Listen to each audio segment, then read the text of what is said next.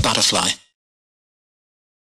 Eh bien bonjour tout le monde, on se retrouve pour une toute nouvelle vidéo à Toverland. Et Toverland, ça fait très longtemps que je n'y avais pas mis les pieds. Ça fait très exactement 4 ans, un peu plus de 4 ans que je n'avais pas mis les pieds dans ce très bon parc.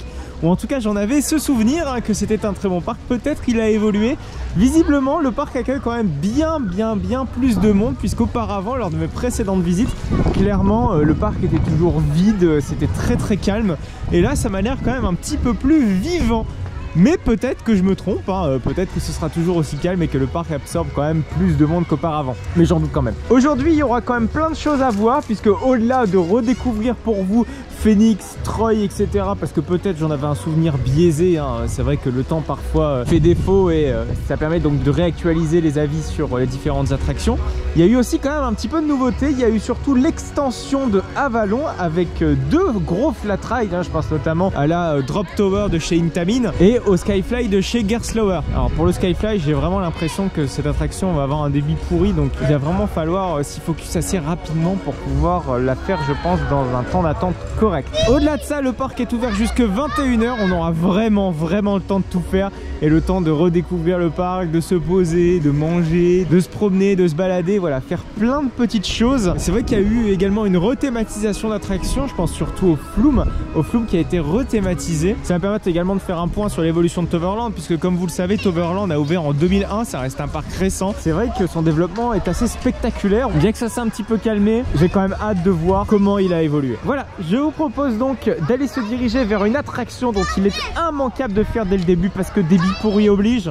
Maximus Blitzbahn. Donc là on est dans l'un des deux hangars en fait. Il y a donc la luge d'été, hein, vous savez, qui est un peu launchée en mode e-power, dont il est immanquable de faire parce que son débit est vraiment à chier. Mais par contre la file d'attente est vraiment superbe. Je vous propose un petit peu qu'on la redécouvre ensemble et qu'on aille faire ce merveilleux petit Bob Luge.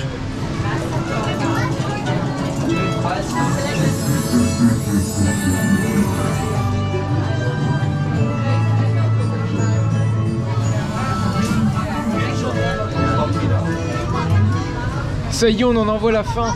Bon, heureusement que la file elle est quand même très bien thématisée, parce qu'autrement je vous raconte pas comment ça pourrait être très long. Et voilà, le départ est là.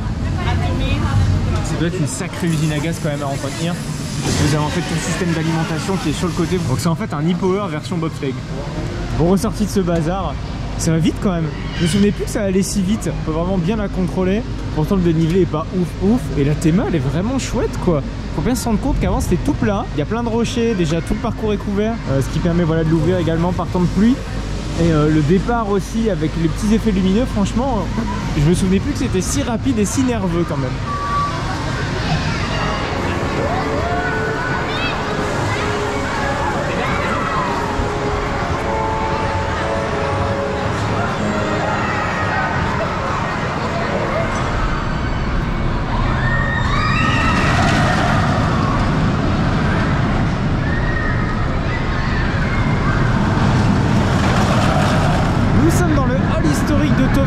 C'est là que tout a commencé pour le parc d'attractions en 2001. Ce hall a quand même un âge assez avancé mine de rien. On sent quand même l'écart se creuser entre les zones les plus récentes et celle-ci. Alors comme vous pouvez le voir ici, on a un Family Coaster du constructeur Vekoma. C'est quelque chose qu'on avait testé qui est ultra fun et ultra surprenant. Surtout quand on est à l'arrière et qu'on se prend cette drop là. C'est wow, ça fait des petits guillis au ventre par moment. Je pense pas qu'on ira s'éterniser là-dessus parce que la file d'attente est quand même vachement longue. Je pense qu'il doit y avoir peut-être une grande vingtaine de minutes. Et on préfère quand même faire un beau Troy plutôt qu'aller faire un Tous Express quoi.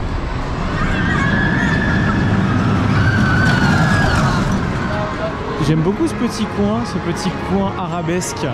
C'est très stylé, les façades sont belles. C'est limite dommage que ce resto soit pas ouvert et que ce soit peut-être plus exploité également. Sans doute parce que voilà, le parc a été restructuré grandement depuis 2017. Parce que du coup la partie un peu dégueulasse là, du côté de Tous Express avec les petits jeux là, à la con pour les gosses, c'est moins beau qu'ici. Il est gros, il est grand, c'est Troy plutôt. Troy, donc le gros wooden coaster de chez Great Coaster International, qui est bien fat hein, comme vous pouvez le voir. Moi j'ai souvenir que quand je suis venu la dernière fois, il y a toujours le duel, hein, vous savez, de est-ce que Troy ou Phoenix est mieux. Généralement, pour juger des goûts et des couleurs de certaines personnes, il y a toujours ce petit duel qui est fait quand on vient à Toverland. Là il tourne à 2 trains, donc le débit doit pas être nul, tant mieux, hein, parce qu'il y a quand même du monde dans le parc. Et on va voir donc ce que ça va redonner, s'il a évidemment bien vieilli. Parce que le wooden coaster, parfois, d'année dans l'année, ça peut ne pas être le cas.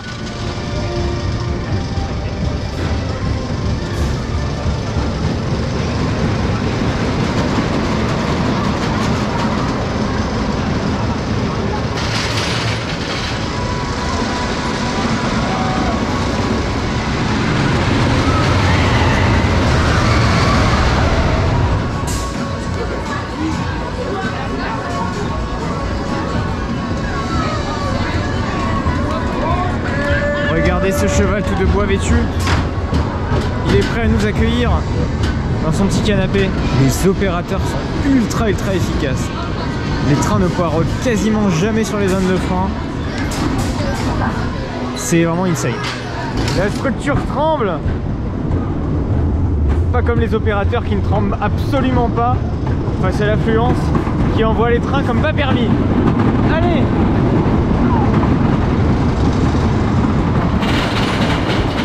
On est parti donc pour Troy. Le long GCI ouvert en 2007 de Toverland, qui a vue sur le parking et sur les alentours, qui est fortement boisé. Vous le verrez au niveau de la drop, et vous verrez également un camping. C'est un camping pop-up d'été qui est mis en place chaque mois d'été, donc en juillet, août par Toverland. Vous voyez le camping, hein. Allez, c'est parti. Oui.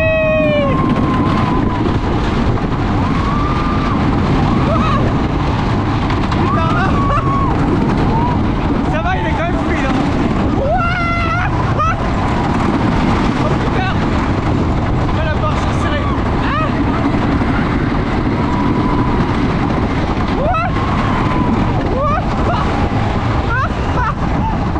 Ah ouais.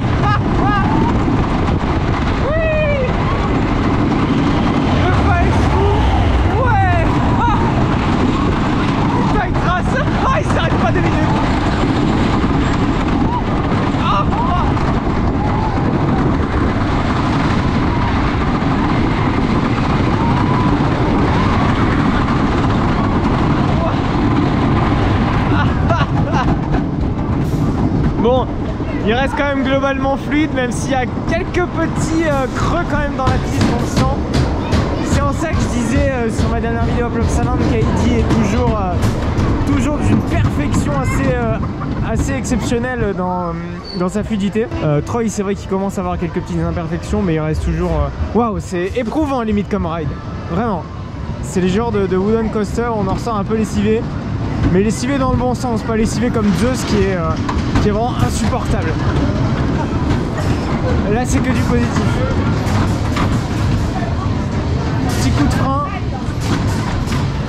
Bah écoutez, Troy c'est toujours autant validé, c'est nerveux, c'est fou en vitesse, c'est très rythmé. Du grand GCI, vraiment du grand GCI, tout ce qu'ils savent faire de mieux. Toverland l'entretient régulièrement et ça c'est très important pour un wooden coaster. Et c'est clairement pas le cas de tous les parcs, hein, vraiment. Donc Troy, toujours impressionné par sa nervosité. C'est sa grande qualité. Et évidemment, ne manquez pas la fin de cette vidéo pour savoir si qui de Troy ou Phoenix remportera le match. Mais que vois-je dépasser de la cime des arbres? C'est un spinning coaster sans le X, et oui, parce que c'est un modèle Mac, donc tout comme RTH, hein, mais sauf que celui-ci ne possède pas d'inversion. Donc c'est un spinning coaster classique, banal, qui est à destination des familles. Et j'en ai un très bon souvenir, ce spinning coaster, parce qu'il est très nerveux, très chouette, fluide, tout ce qu'il faut pour faire un bon spinning coaster. Donc on va le refaire tranquillement. Il est à 2 trains, donc c'est parti.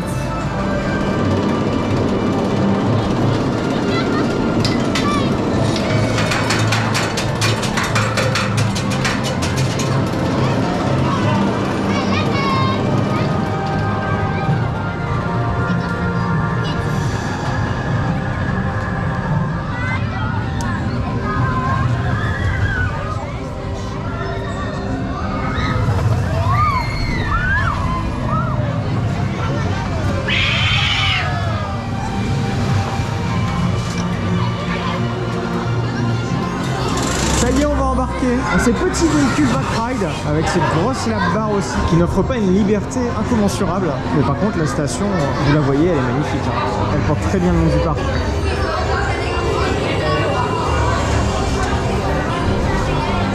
Notre train va rentrer. En petite particularité, vite fait, c'est qu'en fait le track switch, c'est-à-dire pour entrer en voie de garage de maintenance, en fait il se fait à la verticale. Un peu comme Pegasus. C'est la même technologie. Oh, les enceintes on dirait des grenouilles. Oh là, oh, ça va fort. Ça y est, c'est parti. Ah, la fameuse photo des lifts. C'est vraiment ridicule. Allez. C'est vrai que la musique elle est très belle. Et parfaitement synchronisée avec le track, vous allez voir ça. C'est presque féerique. Allez, attention. On grappe, on grappe, on grappe.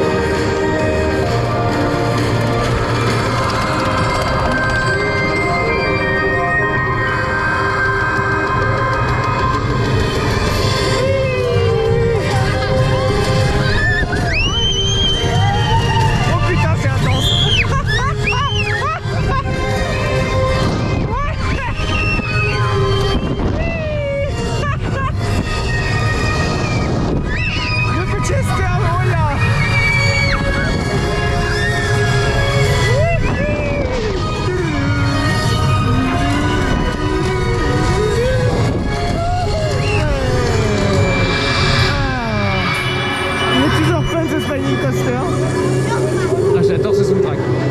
C'est vraiment magnifique. Perfect.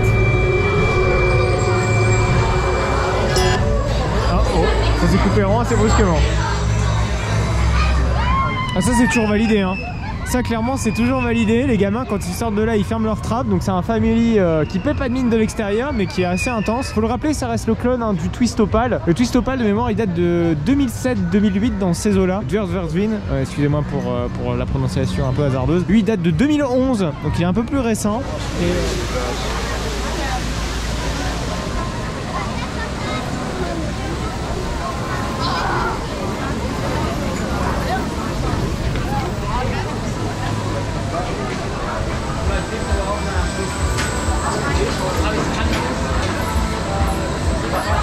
Ça y est, on en arrive enfin à bout de la file. Il faut dire que le débit est un peu pourri. Un train, c'est long, surtout quand il y a un peu de monde comme aujourd'hui. Alors je veux pas imaginer lors du nocturne. Par contre la station elle est dégueulasse. Ça dénote complètement avec le reste du parc hein, qui est vraiment de base très joli. C'est pas des structures en préfabriqué métallique. Même la vidéo est assez ancienne. Mais quand on connaît l'histoire de Toverland, on sait bien que cette attraction voilà, est pas toute récente. C'est le deuxième coaster du parc après Tous Express. Et quand on voit comment était intégrée l'attraction auparavant, c'est-à-dire sur un champ de patates. Bon, il n'y a pas de patates dans ce champ de patates.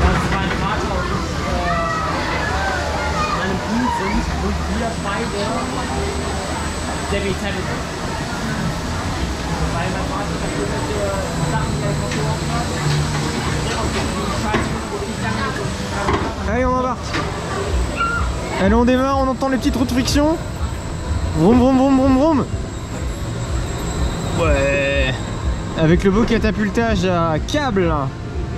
Une technologie assez ancienne maintenant. Qui a tendance à être remplacée par les LSM. Oh. Ouais. Mais elle est toujours bonne cette technologie. Oui.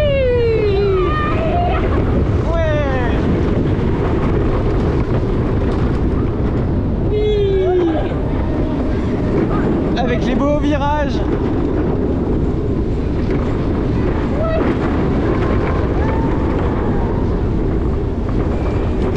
Oh, il y a du G. Allez les airtime. Oui. C'est des petits flottings hein. Oui. Ouais. Et la zone de frein. Ah.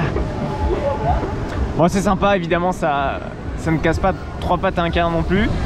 C'est mieux à grid, mais c'est pas mal. Mais ça vaut pas l'attente en fait, c'est ça le problème.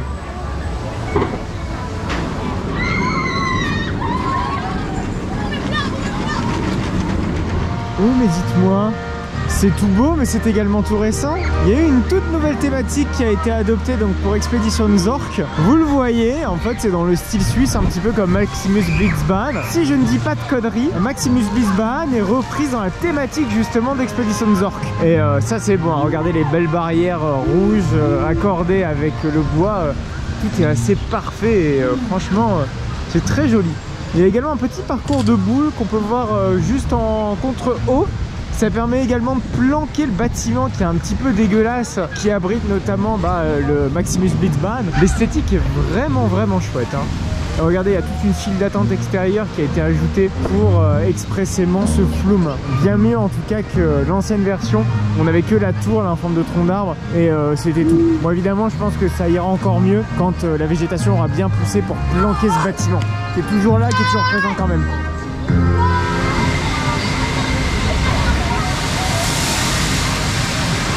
Malheureusement nous ne ferons pas Expedition Zork tout simplement parce qu'il y a beaucoup trop de monde, il y a 1 heure. Bon, un peu la flemme parce que le flume en soi il est pas long, il est pas mémorable non plus. Alors il y a une partie drop en arrière que vous voyez juste ici, puis une partie drop en avant que vous avez vu tout à l'heure à l'extérieur. C'est un bon flume hein, mais voilà, un peu la flemme d'attendre 1 heure. Surtout que le débit est pas non plus exceptionnel hein. Généralement c'est vrai que des flumes tout à fait classiques débitent plutôt bien et là c'est pas le cas. Et ça j'en suis un petit peu triste malheureusement. Donc on fera l'impasse dessus pour cette journée. On arrive dans une zone thématique qui a été mise à jour. Alors il y a le gros coaster que vous voyez en face de vous là, qui est pas nouveau hein. Il date de 2017, là c'est le fameux Phoenix hein, c'est le gros Wing B&M. Mais tout à droite, on a plusieurs flat rides. On va les diriger vers le premier en l'occurrence. C'est Pixarus. Alors Pixarus en fait c'est un Skyfly de chez Gerstlauer. Bon vous connaissez bien le modèle, on a fait un d'une Rail, on a fait un à Holiday Park. Voilà, c'est des modèles quand même relativement connus. Et c'est quand même connu pour que ça ne débite absolument pas. Donc ce que je vous propose c'est d'aller le faire. On va aller faire une on-ride parce que je pense vraiment que l'intégration vaut le coup. On va en parler après de l'intégration, on va y revenir parce que ça a été une sacrée prouesse technique de pouvoir caler un tel flat ride. Allez c'est parti.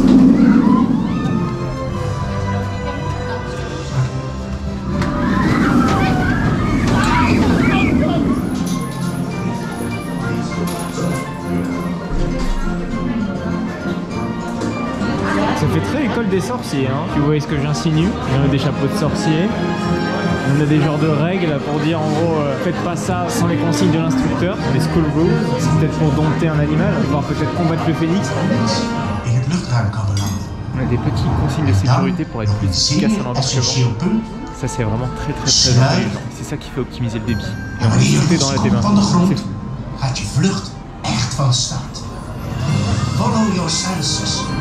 Ça y est, on a embarqué. En plus, ces opérations sont très efficaces. On va être dispatché en quelques minutes, même pas en quelques secondes, quelques dizaines de secondes. Ça, c'est bien parce que tout le monde sait vraiment à quelle place il doit aller. Et on cherche pas, on met nos sacs dans les petits casiers là que vous voyez là juste en bas. C'est très intelligent, très efficace. Vraiment, ça a été très bien fait. Et il y a de l'effectif quoi. Bon, allez, on va essayer de faire des inversions. J'ai vu qu'il y en avait un au maximum qui avait fait 6 inversions, donc j'ai peur. J'espère qu'il est pas bridé. Mais on va essayer d'en faire une dizaine. Oula, putain, les ailes sont super lourdes. Mais là d'avoir un tout petit peu de vent, j'espère que ça va aider. Putain, les ailes sont méga lourdes. Ça y est, j'y suis, presque. Un dernier tour.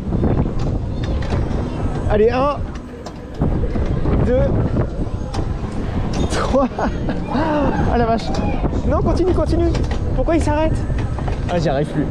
En fait, ce que je vous disais tout à l'heure, juste avant d'entrer dans cette attraction, c'est que vraiment l'attraction a été intégrée vraiment pile dans les leaks de Phoenix et la vue elle est incroyable. Mais c'est surtout le casé quoi. C'est clairement au chausse-pied qu'ils l'ont casé. C'est extraordinaire. Hop, fin de l'aventure. Et juste à la sortie de l'attraction, vous avez un petit panneau qui vous permet donc de voir votre score. En l'occurrence, moi j'ai fait 7 inversions. C'est pas mal parce que j'ai l'impression que l'attraction est très bridée. Et en plus, quand vous partez, si vous voulez, en inversion, c'est pas comme dans n'importe quel Skyfly où vraiment on enchaîne les inversions. Nous, on a l'impression d'être freiné par un appel d'air. Ce qui fait que du coup, vous pouvez pas poursuivre en fait dans votre lancée. Mais en tout cas, ça reste une bonne attraction. Et regardez vraiment, la théma est magnifique. C'est bien intégré avec Phoenix, c'est parfait. Mais regardez, qu'est-ce qu'on a là? Est-ce que ce ne serait pas quelque chose qui nous serait familier? Et oui, complètement. C'est bien le même type de flight ride qu'on peut retrouver à Disneyland Paris. C'est le truc Toy Story, vous savez, la grande tour qui est juste à côté donc de la tour de la Terreur. Je vous avoue de ne l'avoir jamais essayé, que ce soit à Disneyland Paris ou même la version de Walibi Belgium, parce que oui, Walibi Belgium a déjà eu une tour comme ça s'appelait le Big Yo-Yo. C'était à l'emplacement exact de l'actuelle pizzeria, donc là où il y a le loup-garou, hein, c'est juste en face du loup-garou. Ces trucs-là donc ont été fabriqués donc par Intamin et Intamin les produit toujours. Je ne savais pas au moment où Toverland a annoncé que cette nouveauté allait popper. Mais effectivement, on va pouvoir donc découvrir Dragon Watch, savoir ce que ça donne finalement ces petits parachutes Intamin qui sont des choses qui me sont pour moi complètement inconnues. Vous voyez donc cette attraction a donc 2 files d'attente, une file d'attente normale et une single rider. Donc c'est très bien en tout cas pour pouvoir combler les trous, surtout qu'à mon avis ça va être extrêmement courant dans ce genre de flat ride puisqu'on a quand même des places de 3-3 et généralement des places de 3-3. C'est assez fréquemment vide, va-t-on dire, à certaines de ces places. Tout comme Pixarus, on a un super pré-show et évidemment un pré-groupage. Ça c'est intéressant. Chaque petit rond de couleur en fait représente une nacelle. Et derrière on va savoir vraiment tout de suite où aller, où s'installer. Regarde, ne serait-ce que la gare d'embarquement de débarquement est bien faite. C'est pavé, il y a des belles barrières, pas toutes noires comme à Bobby Island, et de la belle musique. Ça c'est preuve de qualité quoi. Puis même regardez, il y a quelques petites végétations là-bas. Alors on va avoir une belle vue sur rien. Désolé, j'ai mal choisi ma place. J'aurais peut-être dû choisir côté Phoenix.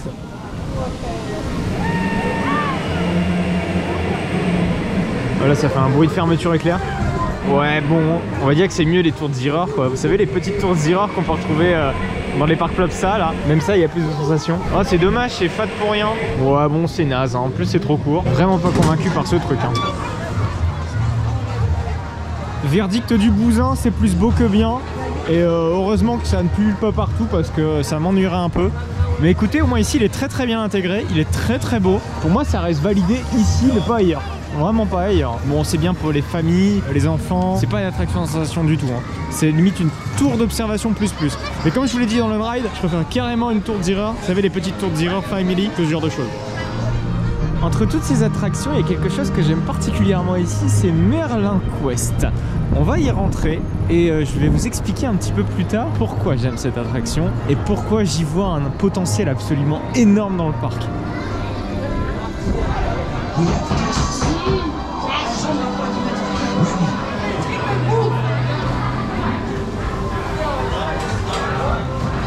Et là vous êtes en train de vous dire, mais Jean-Yves, qu'est-ce que tu nous racontes?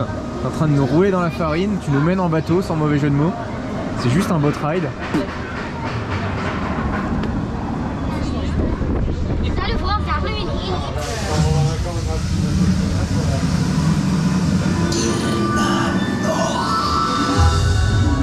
Phoenix, Venus Pixarus.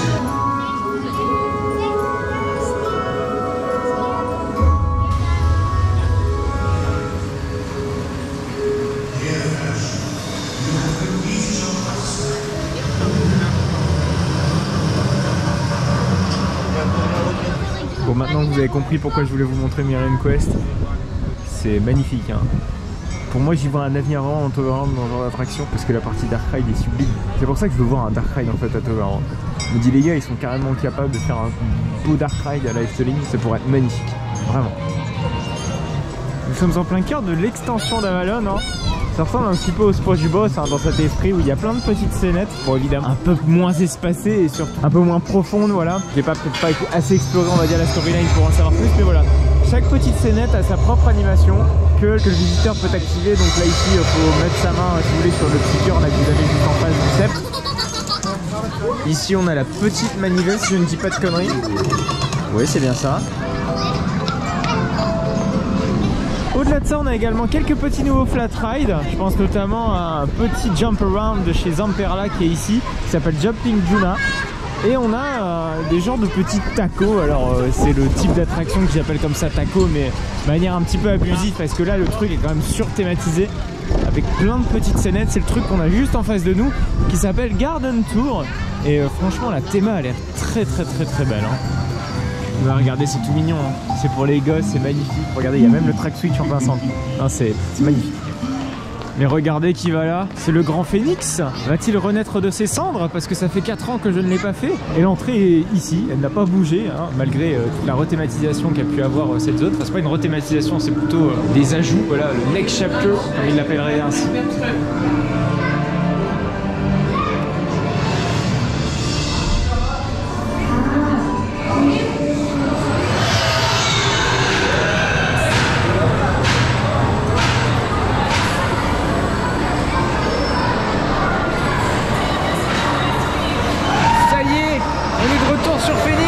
Regardez regarder cette merveilleuse cheminée. Et oui, c'est bien une cheminée. Et à l'intérieur, c'est bien pas de tes mains. Hein, alors que quand même de la suie dans une cheminée, je sais pas.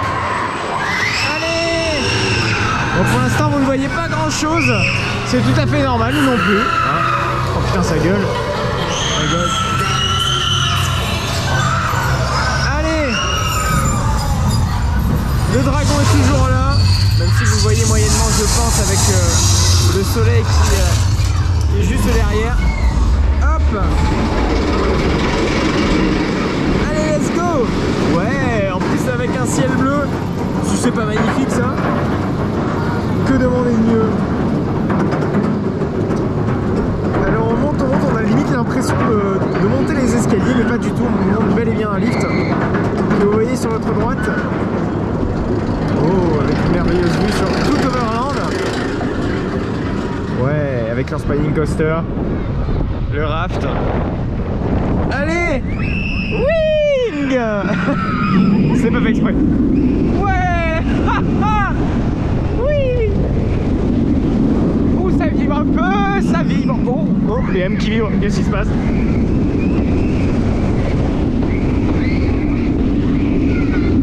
Il y a toujours autant de G, je suis en voile noire là.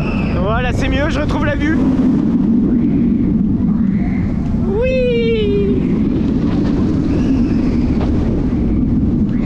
Et le coup de frein pour le retour en station. Très doux. Bon, c'est toujours aussi court. C'est toujours aussi très intense. Ça, il n'y a pas à chier des bulles. Mélange d'expressions. Il n'a pas changé quoi, si ce n'est qu'il commence un peu à vieillir quand même dans les hélices et dans les gros pics de G. C'est prévisible hein, sur les wing coasters quand même, où ça vibrote. Ça vibrote et quand on se prend un beau moment de G, eh ben, on le sent passer quand même ce moment de G. Oh, pas vu ce qui se passe. On n'est pas bien placé. Alors là, on est vraiment juste à côté de la sortie. Ok, on se replace tout doucement. Qu'est-ce que c'est que ce bordel? Ça y est, c'est Phoenix.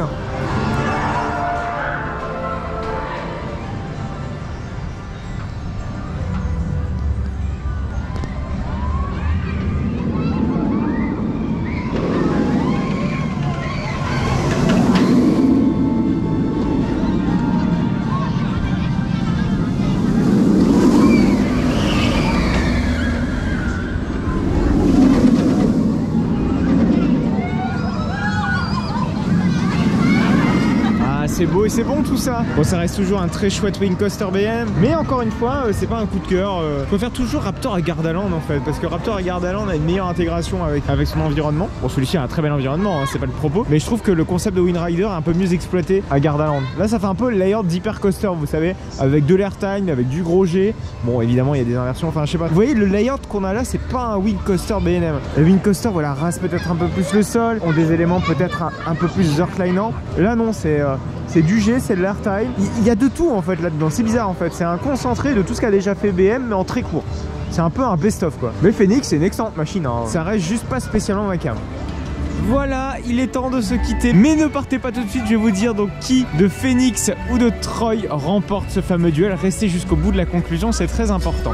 Alors, Toverland, j'ai à peu près le même avis qu'il y a 4-5 ans lors de ma dernière visite. Pour moi, c'est un parc où la visite est idéale une fois tous les 5 ans, un petit peu comme actuellement. Or, vraiment grosse extension. Là, en l'occurrence ici, il n'y a pas eu de grosse extension hormis Avalon, mais honnêtement, je pense que c'est passé encore 2-3 ans derrière. J'aurais pu attendre encore un petit peu. Pour moi, ce qui manque à Toverland, c'est un coaster très fédérateur, un coaster de classe mondiale, même si Troy et Phoenix sont de très bonnes bécanes.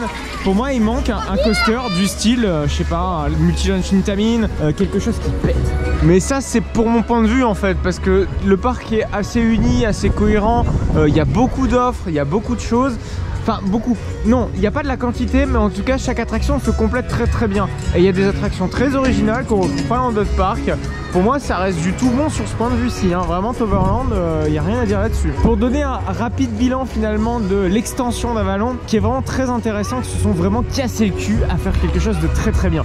On sent qu'il y a une storyline très présente. Déjà, ne serait-ce que le fait d'avoir intégré un Skyfly dans une Helix, sérieusement, ils auraient pu très bien l'intégrer. Vous savez, légèrement sur le côté de la zone, comme ça, mis en retrait. Tout le monde se serait foutu, même tout le monde aurait dit ouais, c'est très bien, vas-y, passe à autre chose. Non, eux, ils se sont clairement cassé le cul pour mettre ça dans un endroit complètement improbable qui est dans une Helix. Rien que ça, c'est preuve d'effort et d'envie de bien faire. Et pourtant, ça leur a sans doute causé beaucoup de problèmes avec des coûts plus élevés, etc., etc. Et puis des problèmes de chantier, je pense, absolument incommensurables, ne serait-ce que pour ouvrir Phoenix durant le chantier, ça a dû être quand même un sacré défi. Petite parenthèse sur les opérations qui étaient vraiment assez irréprochables sur certaines attractions, je pense notamment à Phoenix et à Troy. À Troy, ils balançaient les trains, c'était assez incroyable de voir ça. Mais on voit surtout un certain gap qui a été franchi de la part du parc en termes de fréquentation.